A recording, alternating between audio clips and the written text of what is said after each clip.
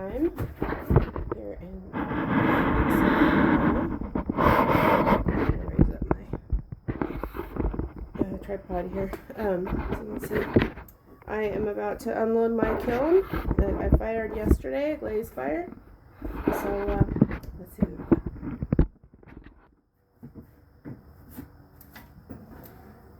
Oh my goodness.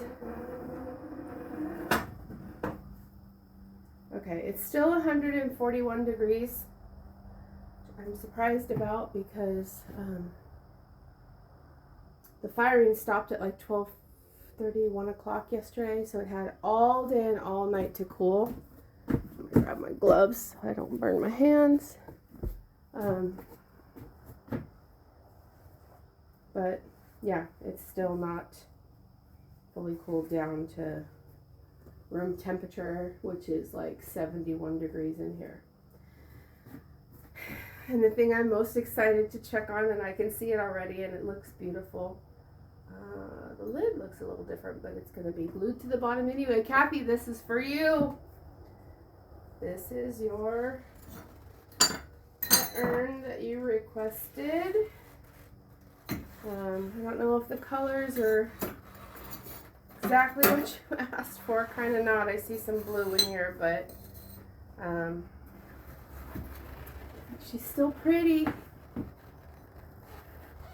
And she's intact, so that's awesome. And her lid, I say lid, it's actually, well, that's going to be hard to grab. It's a bottom piece. Can I touch you? A little hot. Came out lighter for some reason. Oh, I know why. No, that's not why. I have no idea why this piece that was glazed with the same colors as this is so light. I have not a clue.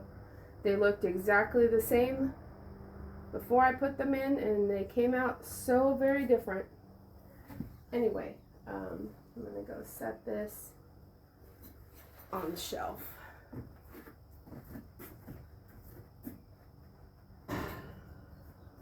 Ooh, she's pretty. She's real pretty. I'm gonna knock that little guy off. There we go.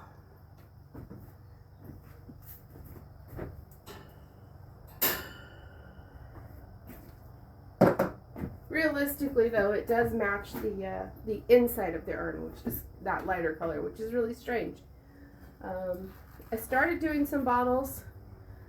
Of course, there's always shrinkage because this was much, much taller, and it was intended to be an oil bottle. Got some really cool texture on there, but I'll still use it for something.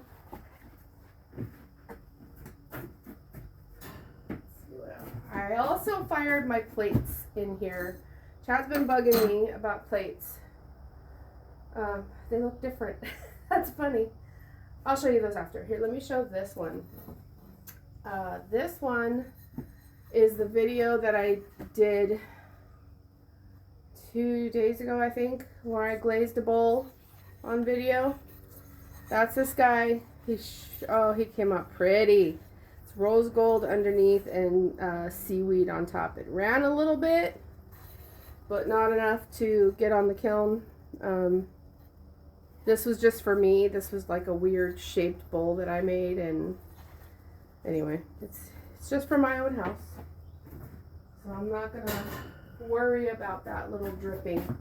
And then I have a lot of plates. I made several pots last round, and some of them had saucers and some of them didn't. And I ended up deciding that, well, nope, they didn't sell. They didn't sell. So I'm keeping them. And I decided I wanted saucers to go with them. So I have several saucers in here that I tried very hard from my notes to match the size up to the correct pot and the color to the correct saucer. That one had a little dripping. This is my first time this has happened. I think this has seaweed on it. That's why, because seaweed's a bit runny. That other one that ran almost to the bottom So that ran to the bottom of the kiln. It didn't stick, but it did leave. I don't know if you guys can see.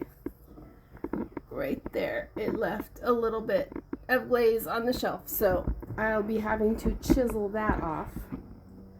It was bound to happen. It just hadn't happened to me yet, so that's okay.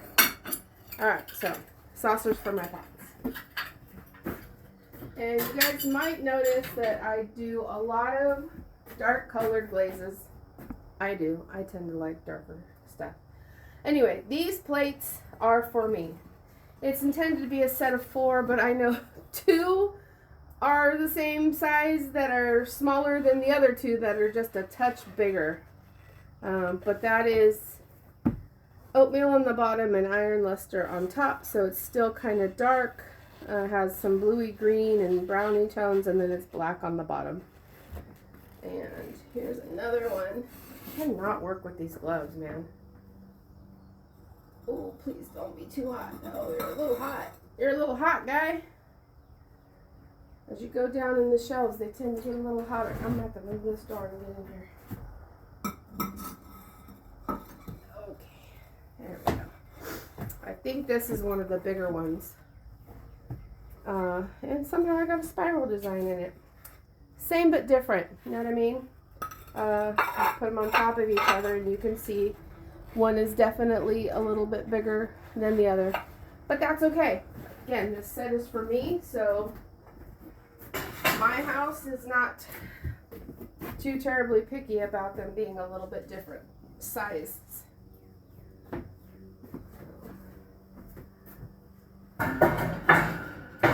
Oh, those things are heavy. Okay. Again, we have shrinkage. This was intended to be, oh, it's so pretty. What color did I put on that? It was intended to be a utensil holder. Obviously, it shrunk, and it might be a little too short for that now. I think this was oatmeal underneath and that red gold color on top, maybe. Because I remember it being very orange on the outside when I put it in, and that's the only orange one that I have. It's funny to see them before they go in and how different the color comes out after they're fired. But look at that pretty pattern inside. I'll find some kind of use for it. I could always use it as a planter to put a little plastic pot inside of, you know, for drainage since it doesn't have a hole. Or I could drill a hole in the bottom. We'll see. I kind of wish that the urn had come out that color. And now that I know, maybe I'll do the next urn like that. Have to get some more oatmeal though because I'm all out. There's another one of my plates. I think that's one of the smaller ones. I think I'm going to try to start doing plates too with a smaller foot and just a flared out rim. But we'll see. I don't know if that's a small one or... Ooh, plank. That was a big one.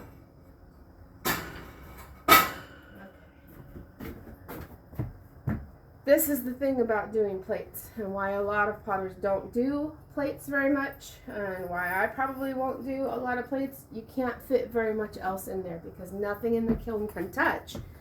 So that shelf had 2 plates, that little supposed utensil holder, that little bowl, and then the urn, and that's it.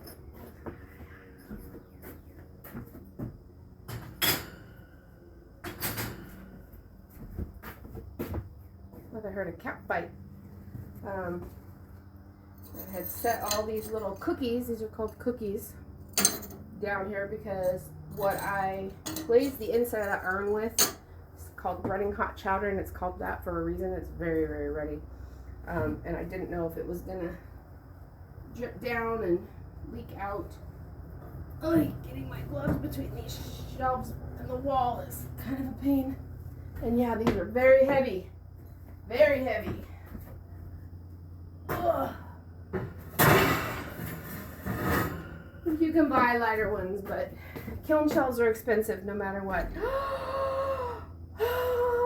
The bottom shelf is making me very happy right now. A lot of mugs, Not a lot of mugs, but it's mostly mugs.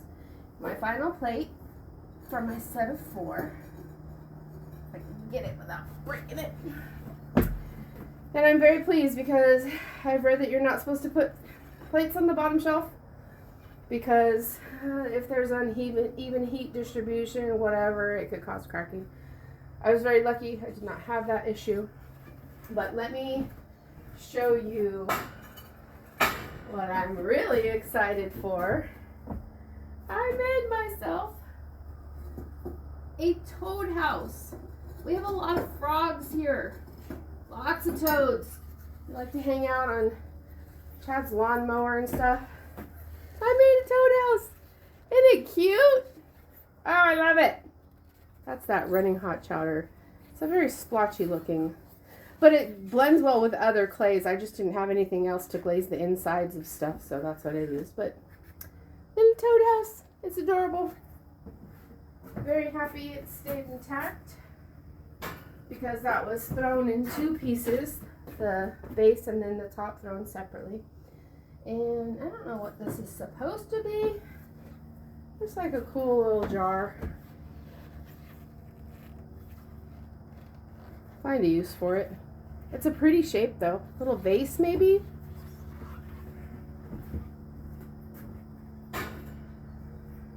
Okay, now you're going to start seeing some lighter colors. I'll probably do the dark ones first. But I do have some lighter colored mugs in here. This is a bowl first. Ooh, I like the blues in that. The blues and browns. That's really pretty. I think that's ancient jasper with indigo float on top. That came out really nice. It's a really good bowl too. I got a really good throw on that one. It's very thin walls, so it's really lightweight. What is this? I'm gonna have to look at my notes because I don't remember what I did on here. She's pretty. She's on the brown sides. I might have used the last of my oatmeal. Let me check my notes real quick. Round mug. Oh, okay. This is I think 1 coat of oatmeal, and then something called textured amber brown, and then Meikoshino, which is a lighter color. Textured amber brown's really dark, and the Meikoshino is kind of light. There's a lot of tan. It's all right. I see the brush strokes, but it's kind of makes for a nice little pattern, and then the darker on the inside. That's not bad. I'm always playing with my shapes and stuff too, trying to find kind of my signature style, but ooh, that one's pretty. Oh, bummer. Cracked. Oh, must have been moisture. Some must have been a hairline crack already, and then the heat split it the rest of the way. That'll just go in my shop now and hold tools or something. Typically what I do. Oh, I probably shouldn't set that on plastic. Okay, one more dark one. Aw, that didn't come out as good as I hoped. I want to say that one's also got textured amber brown and Meikoshino without the oatmeal, I think. It's a pretty mug. I really like the shape. I wish the variegation in color had been more pronounced. I'm holding it where you guys can't even see it, but it's a nice shape. Hot.